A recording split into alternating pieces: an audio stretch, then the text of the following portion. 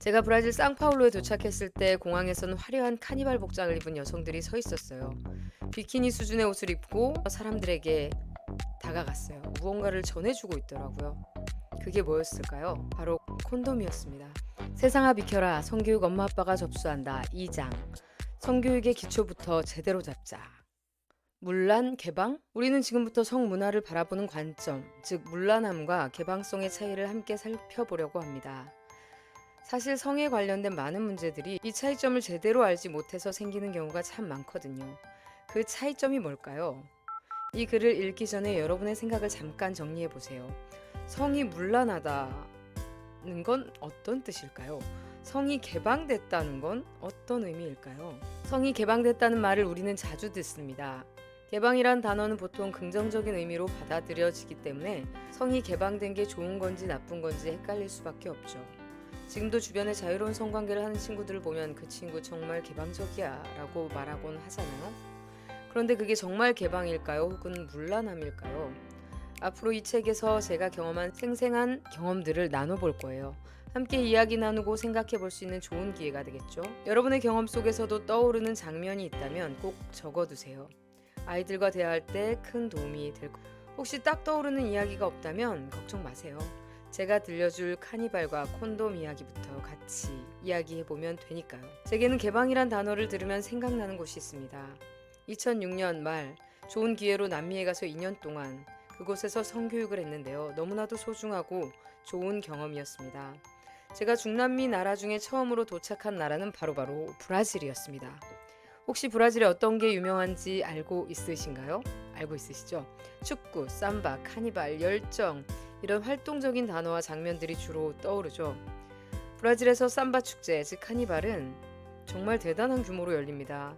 제가 만난 브라질 친구는 일을 하면서도 카니발을 준비하기 위해 매주 정기적으로 악기 연습을 하러 다녔습니다. 저도 몇 번 따라가 봤는데 악기 연습과 화려한 의상, 장식을 준비하는 모습이 참 인상 깊었어요. 난생 처음 보는 새로운 문화였죠. 제가 브라질 상파울루에 도착했을 때 공항에서는 화려한 카니발 복장을 입은 여성들이 서 있었어요. 비키니 수준의 옷을 입고 색색의 깃털과 반짝이는 보석으로 장식한 키가 엄청 큰 그 여성들이 환하게 웃으며 사람들에게 다가갔어요. 그리고 사진을 찍어주고 무언가를 전해주고 있더라고요. 그게 뭐였을까요? 꽃, 광고지, 바로 콘돔이었습니다. 제 손에 꼭 쥐어주던 그 콘돔, 정말 문화적인 충격이 아닐 수 없었습니다. 와, 남미가 엄청 개방적이라더니 장난 아니구나. 길거리에서 콘돔 막 나눠주다니 정말 대단해. 공항에서 그것도. 저는 그 콘돔을 숙소까지 고이 들고 가서 꽈봤습니다. 그때까지 저는 콘돔을 사보거나 직접 만져본 적이 없었거든요. 신기한 마음이 들면서도 동시에 궁금증이 생겼습니다. 왜 공항에서 굳이 콘돔을 나눠주는 거지? 여기는 성관계를 국가에서 장려하는 건가? 다른 남미 국가들도 이런가? 외국에선 자녀가 청소년이 되면 콘돔을 준비해 주는 것이 당연하다지만 왜 하필 공항에서?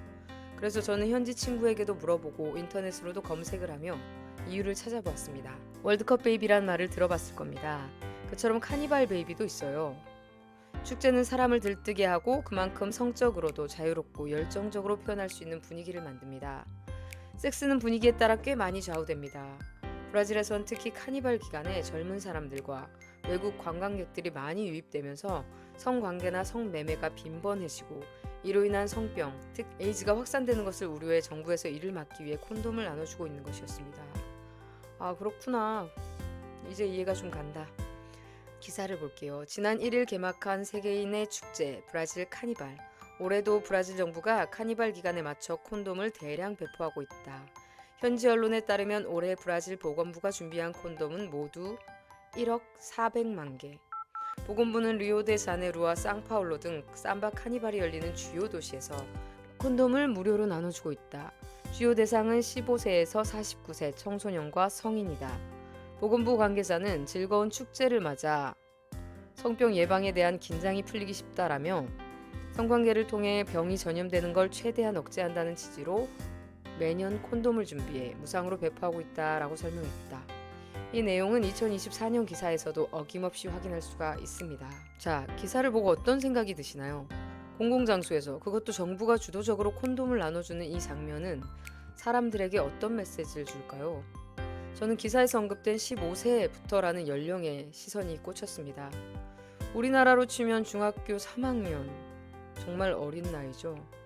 이 나이부터 성관계를 할 수 있다고 공식적으로 인정하는 분위기인가 하는 생각이 먼저 들더군요. 성병 예방과 피임을 위한 콘돔 사용을 더 이상 미룰 수 없다는 판단에서 결정된 정책이겠죠. 물론 브라질에서는 이런 청소년기의 성도 자연스럽고 개방적인 문화로 여기는 사람들이 많을 겁니다. 하지만 저는 이런 문화 속에서 자란 아이들이 과연 성에 대해 어떤 가치관을 갖게 될지 궁금해졌습니다. 성관계는 그냥 할 수 있지. 책임은 콘돔이 지는 것. 혹시 이런 식으로 인식하진 않을까요? 우리나라도 최근엔 학교에서 피임과 성병 예방 교육을 실질적으로 진행하고 있습니다. 아이들이 수업 시간에 직접 콘돔을 끼우는 법을 배우기도 하고요. 물론 이러한 교육이 성인이 되기 전 고학년에게는 현실적으로 필요하다는 점에서는 어느 정도 동의합니다. 하지만 초등학교부터 실습을 하는 것에는 반대하며 무언가 중요한 게 빠진 교육이라고 생각합니다. 성관계의 핵심은 무엇인가? 그건 바로 사람과 사람 사이의 관계입니다. 사랑이 우선되어야 하는 거죠. 그런데 지금 교육에서 관계와 사랑이 빠져 있어요. 내 몸의 주인은 나고 내가 결정하고 내가 책임져야 해. 성관계를 갖더라도 임신과 성병을 예방하기 위해 피임을 꼭 해야 돼. 굉장히 당연하게 들리는 이야기고 군더더기가 없어 보입니다. 하지만 정말 이것만으로 충분할까요? 아이들이 스스로를 지켜내기에 이 정도의 교육만으로 턱없이 부족합니다. 그래서 여전히 아이들이 성 관련 사건의 가해자가 되기도 하고 피해자가 되기도 하죠. 문제는 아이들만의 문제가 아니라 아이들을 지도해야 할 어른들부터가 기준을 잡지 못하고 있다는 것입니다. 많은 부모들이 성에 대해 이야기하길 꺼리고 교육자들조차 방향성을 잃은 경우가 많습니다. 그래서 저는 성교육의 핵심은 반드시 가치 지향적이어야 한다고 생각합니다. 윤리와 도덕이 사람 사이의 도리를 가르치듯 성이라는 주제 역시 사람과 사람 사이의 관계에 기반해야 한다는 거죠. 단순한 지식 전달이 아니라 서로를 존중하고 배려하는 관계의 도리, 그 가치를 올바르게 짚어주는 교육이 필요합니다. 피임 교육을 하기 전에 성이란 무엇인지, 남녀의 성과 사랑은 어떤 의미인지, 우리가 인생에서 어떤 성과 사랑을 만들어가야 할지 함께 고민하고 스스로 길을 찾아가게 해야 합니다. 그렇지 않고는 아이들의 성과 사랑을 삶을 올바른 방향으로 이끌 수가 없을 겁니다. 모든 삶에 대한 고민과 교육은 왜, 그리고 어떻게로 질문해야 한다고 생각합니다. 성과 사랑에 대해서도 마찬가지예요. 우리의 성과 사랑의 문화가 왜 이렇게 되었고 어떻게 다시 만들어가야 하는지 고민해봐야 합니다. 이때 성의 개방과 문란이라는 개념을 확실히 알아두면 도움이 될 거예요. 성이 개방됐다, 성이 문란하다는 어떤 뜻인지 볼까요? 많은 사람들이 두 가지를 혼동하는 만큼 먼저 사전적 의미를 함께 볼게요. 개방됐다, 개방되다. 문이나 어떤 공간 따위를 열어 자유롭게 드나들고 이용하게 됨. 금하거나 경계하던 것을 풀고 자유롭게 드나들거나 교류하게 됨. 열어놓음. 문란하다라는 뜻은 도덕, 질서, 규범 따위가 어지러움. 사전적 의미에 따르면 개방이란 건 열려있다, 소통하다라는 본질적인 의미를 가지고 있는 거죠. 이렇게 보면 개방과 문란은 전혀 다른 의미가 됩니다. 자, 이것을 성에 적용해 봅시다. 성에 대해 열려있고 소통할 수 있는 문화가 만들어져야 합니다. 이게 진정한 개방의 의미예요. 성은 우리가 태어난 근본이자 남녀가 나뉘어 사회를 구성하고 관계를 맺고 사랑하고 가정을 이루게 만드는 필수 요소입니다. 이렇게 중요한 주제를 아이들에게 민망하다고 쉬쉬하고 모르는 척한다면 아이들이 성을 밝고 긍정적으로 인식할 수 있을까요? 절대 불가능한 일입니다. 이제는 성에 대해 자유롭고 열린 소통이 필요합니다. 그리고 그 소통 속에서 아이들이 올바른 가치관을 찾아갈 수 있도록 도와줘야 해요. 하지만 성은 결코 문란해져선 안 됩니다. 사람다움의 기준을 잃지 않아야 해요. 전 학교 다닐 때 윤리, 도덕 과목이 지루하고 별로라고 생각했어요. 그런데 나이가 들수록 윤리와 도덕이 참 소중하게 느껴지더라고요. 쉽게 말하자면 윤리와 도덕은 인간으로서의 도리를 지키는 거니까요. 성 역시 사람 사이에 지켜야 할 도리가 있어요. 그리고 그 도리를 지키지 않으면 나와 상대방 모두에게 큰 상처가 될 수 있습니다. 그래서 성이 기준 없이 문란해지면 절대 안 됩니다. 사람 사이가 진실되지 않은 사회에서 아이들은 무엇을 보고 배울 수 있을까요? 다시 한번 정리할게요. 성에 대한 모든 주제와 이야기는 열린 소통이 필요합니다. 하지만 문란해지지 않기 위해선 그 속에 반드시 이런 중심 질문이 있어야 해요. 어떻게 하면 나와 상대를 위해 가장 좋은, 건강한 성과 사랑을 할 수 있을까? 이 질문을 중심에 두고 윤리적이고 도덕적인 기준 속에서 함께 고민하고 이야기해봐야 합니다. 성에 대한 모든 주제를 개방된 분위기 속에서 자유롭게 소통해야 합니다. 그렇지만 성은 관계의 문제이기 때문에 기준 없이 문란해지지 않도록 주의가 필요합니다. 아이들에게도 쉽고 재미있게 이야기해줄 방법으로 여러 가지 예를 들어주면 더 좋을 겁니다. 엄마 아빠의 경험이나 아니면 스토리텔링을 할 이야기를 찾아봐도 좋습니다. 제가 여기 써놓은 사례들도 적극 활용해주세요. 관계의 기본, 남녀 관계의 기본 다를까? 인간 관계의 기본과 남녀 관계의 기본이 다를까요? 정말 명확하고 단순하게 말하자면 인간 관계의 기본으로 여기는 미덕들이 남녀 관계에서는 잘 지켜지지 않는 것이 가장 큰 문제입니다. 우린 어떤 인간관계를 추구하나요? 어떤 사람을 인격적인 사람이라 생각하나요? 신뢰와 믿음이 바탕이 된 관계, 책임질 수 있고 신뢰할 수 있는 사람을 우리는 인격적인 사람이라고 여깁니다. 우리 인생에서 가장 중요한 관계에서 원하는 것도 바로 이런 미덕들입니다.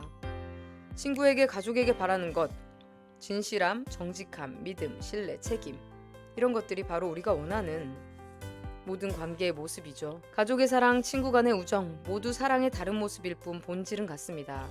남녀 간의 관계도 마찬가지입니다. 그런데 왜 남녀 사이에는 우리가 중요하게 여기는 관계의 기준이 쉽게 무너질까요? 믿는 도끼에 발등 찍히는 관계를 원하나요? 뒤통수 치는 친구나 가족을 원하나요? 절대 그렇지 않습니다. 그런데 왜 남녀 관계에서 이런 일들이 일상처럼 보일까요? 믿음과 신뢰를 저버리는 일이 때론 아무렇지 않은 일처럼 보이기도 하죠. 남녀 사이니까 당연한가요? 어렵기 때문일까요? 요즘은 순간의 감정에 솔직하고 그 순간 최선을 다하는 게 사랑이라고 말하기도 합니다. 하지만 그건 편하게 섹스를 하고 싶어서 만들어낸 말장난일 뿐입니다. 우리 모두 알고 있어요. 남녀의 사랑이 지키기 어렵다는 걸요. 주변에서 혹은 내 삶 속에서 사랑이 얼마나 힘든지를 경험하고 보고 있으니까요. 하지만 어렵다고 해서 사랑의 본질까지 왜곡할 수는 없습니다. 부모가 자녀를 사랑하는 마음은 끝이 없고 조건이 없습니다. 물론 자녀를 버리거나 학대하는 부모들도 있죠. 우리도 때로는 조건적으로 아이를 대할 때가 있습니다.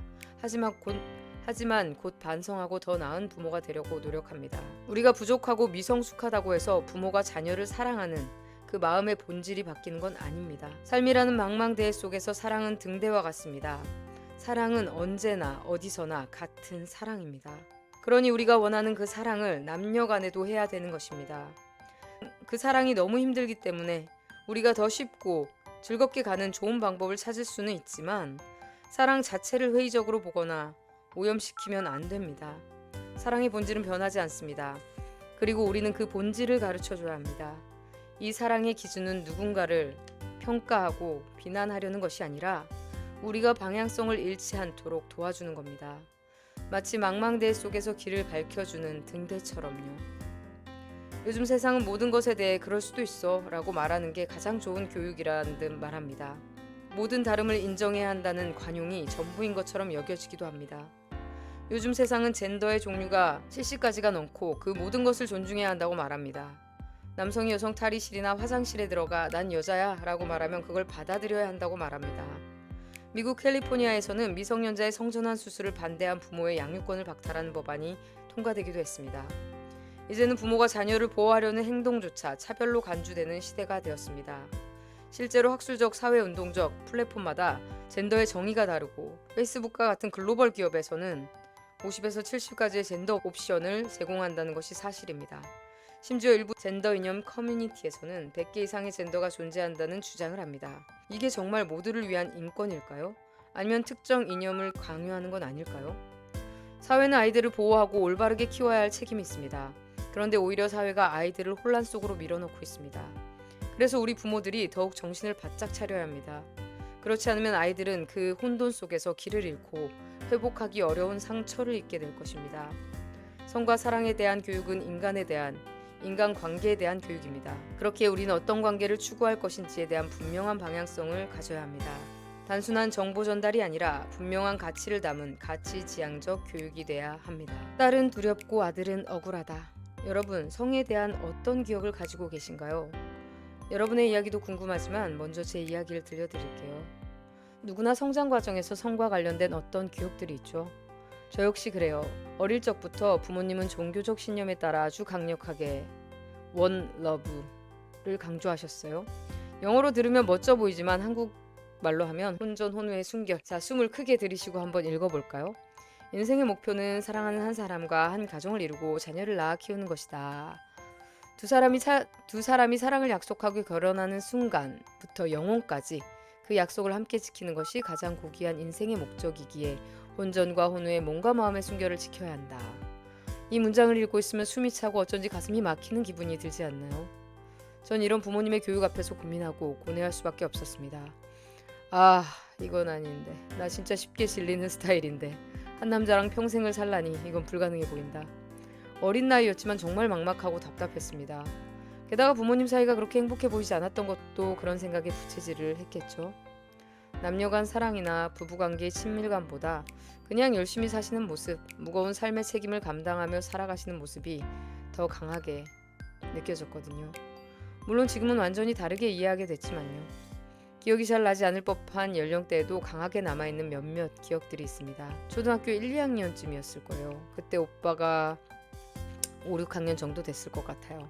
어느 날 또래보다 키가 멀대같이 큰, 지금 생각하면 왠지 어리버리한 느낌의 오빠 친구가 우리 집에 놀러 왔어요. 그 오빠가 계단에서 제게 장난인지 뭔지 모를 행동을 했어요. 뽀뽀를 했어요. 그때 느낌은 단순히 입술에 침이 묻었다는 찝찝함으로 남아있었어요. 그저 이게 뭐지? 싶었고 그냥 그런가 보다 하고 지나갔죠. 그런데 커서 보니 그 기억이 그냥 지나간 게 아니었어요. 아주 강하게 머릿속에 남아있더라고요. 몇 년이 지나 중학교 2학년 때 저희 집이 다른 지역으로 이사를 간 뒤에 전화벨이 울렸어요. 어느 날 오빠를 찾는 그 목소리, 그 짧은 시간에 얼굴, 이름, 느낌까지 다 기억이 났으니까요. 아, 땡땡 오빠다. 무언가 또렷하게 각인되어 있는 기억과 느낌, 그리고 목소리까지 아무것도 아닌 게 아니었던 거죠. 그때 그 오빠는 어린 나한테 왜 그랬을까? 역시 어린이였던 그 오빠도 매우 계획적인 어떤 의도나 생각이 있는 행동은 아니었을 거라 생각합니다. 설령 계획된 일이라 해도 호기심이라고 말할 수밖에 없는 일이었겠죠. 시간이 지나 고등학생 때는 더 무서운 경험도 있었어요. 학교를 마치고 부모님이 운영하신 식당에 1층 가게에 들렀다 2층인 집으로 올라가려고 가게와 연결된 쪽문을 열었습니다. 문을 닫으려고 하자 누군가 따라 나왔고 그대로 문이 닫혔습니다. 술 취한 아저씨가 문이 닫히는 순간 따라 들어왔어요. 저는 얼어붙었고 수많은 생각이 스쳐 지나갔습니다. 2층으로 뛰어 올라가야 하나? 저 사람이 따라오면 어쩌지? 그 아저씨가 저를 끌어안긴 했지만 다행히 그대로 쪽문을 통해 다시 나갔습니다. 20대 때 지하철에서 치마를 입은 내 다리를 자기 다리처럼 만졌던 아저씨도 기억이 납니다. 그리고 가끔 아주 어렸을 때도 생각이 나요. 희미하게 떠오르는 장면은 아마 5살이나 6살쯤의 일이었을 것 같아요.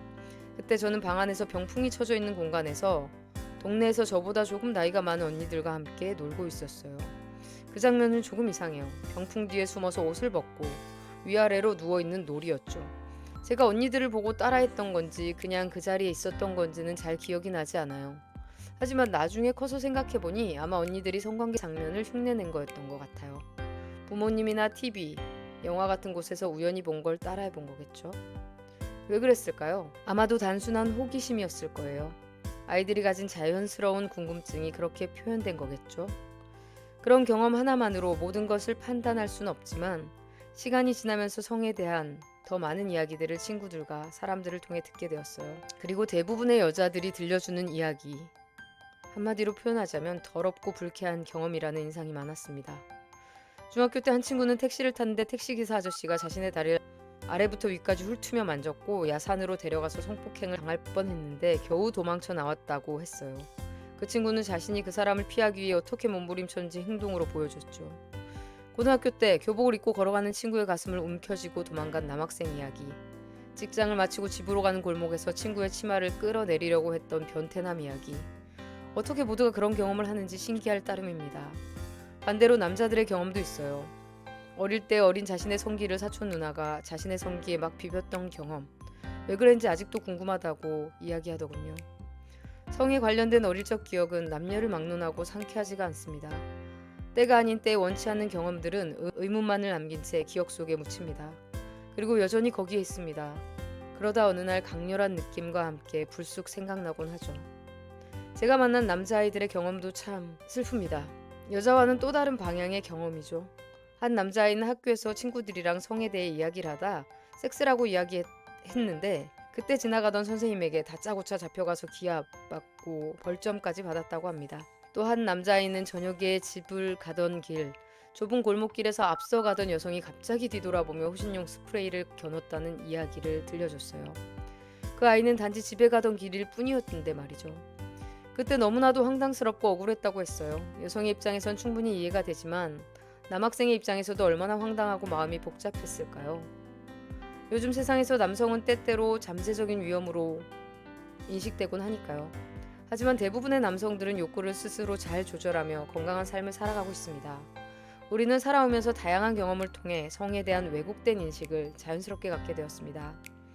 성은 생명을 탄생시키는 소중한 것이지만 현실 속에서 성은 너무 가볍게 다뤄지거나 부끄러운 것으로 때로는 위험하고 두려운 이미지로 자리 잡고 있어요. 이러한 현실 속에서 우리는 아이들에게 어떤 성교육을 해야 할까요? 우리 딸들이 더 이상 두렵지 않게, 우리 아들들이 더 이상 억울하지 않게 우리가 먼저 건강한 성과 사랑의 문화를 만들어가야 합니다.